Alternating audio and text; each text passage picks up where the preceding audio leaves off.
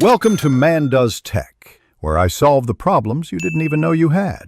You start by verifying eligibility and assembling proof, your student status, minimum availability, and CGPA. Once confirmed, prepare a targeted resume and a one-page research summary that states problem, approach, and expected contribution. Make a short list of 2 recommenders and request fast responses.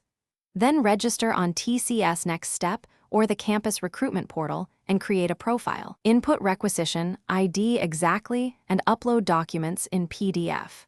This gets your application in the system and sets the stage for technical engagement. Next, you tailor the application to the advertised research area, map keywords to your skills, and highlight relevant tools, libraries, or publications. Once done, rehearse technical content, algorithms, data structures, basic system design, and any domain-specific methods like ML or networks. Read recent papers linked to the project. Make time for mock interviews focusing on concise explanations of your approach and results. Also prepare clear motivation statements.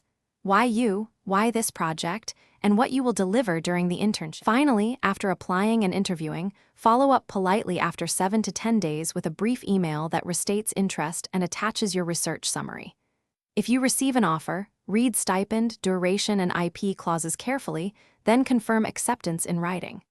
If you do not get selected, request feedback and treat it as data. Update your CV, publish or refine a small project, and resubmit later. Troubleshooting tip. If you hear nothing, call the recruiter once and then continue applying elsewhere. Silence often means process delays. Thanks for watching. If you found this helpful, don't forget to like and subscribe.